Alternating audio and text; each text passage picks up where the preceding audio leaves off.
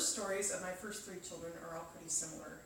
I woke up in the middle of the night with contractions, labored for a few hours, and then went to the hospital, labored there for a few more hours, and then my babies were born.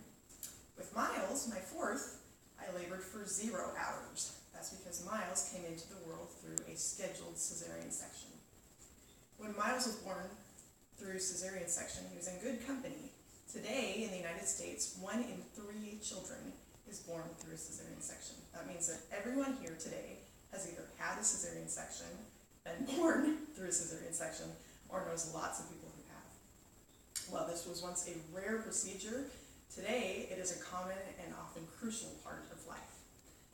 Today, I'm going to talk about the procedure itself, its history, and why there's been such a drastic increase in the incidence of the procedure during the past few decades. So what is a cesarean section or C-section? The definition is the surgical removal of a baby from its mother's abdomen.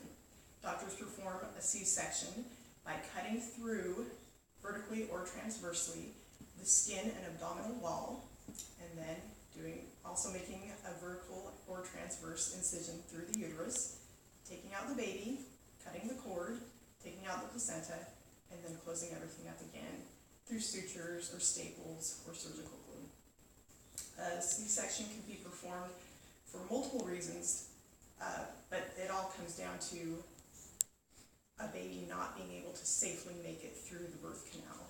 This can be because of a high birth weight, multiples, a wrapped umbilical cord, breech position, vaginal infections, or placenta problems. This was my case. However, when C-sections were first performed, there was one reason why the baby could not make it through the birth canal, and that's because its mother was dead or dying.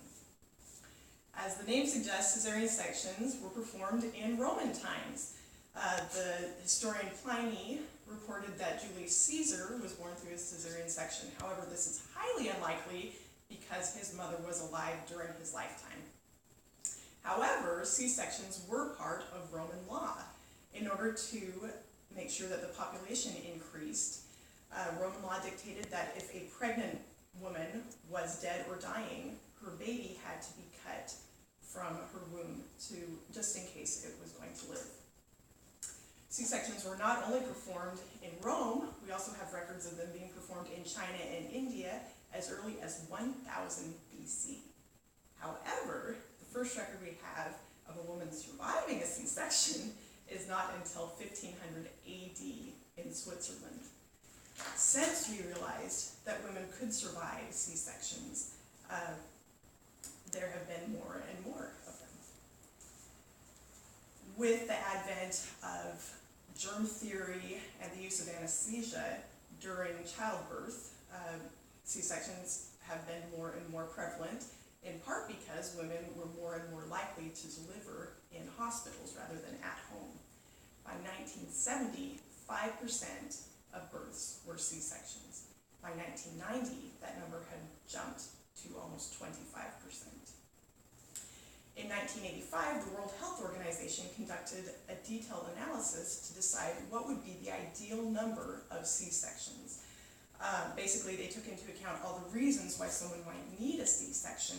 Again, that high birth weight, umbilical cord wrapped, breech position, vaginal infections, placenta problems.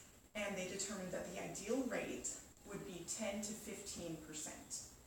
Now remember, at the beginning of my presentation, I said that today, that number is 32%, almost a third.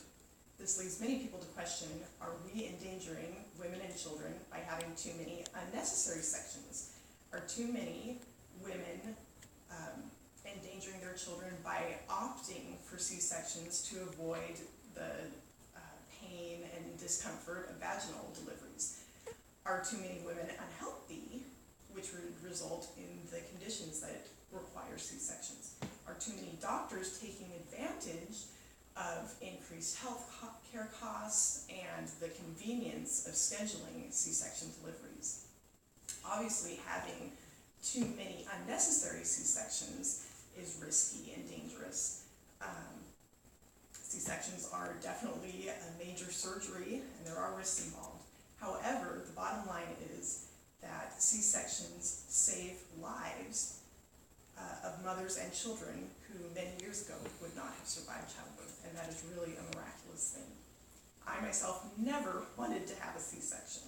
However, when I see my scar across my abdomen, I am amazed and grateful for this procedure that saved both my life and the life of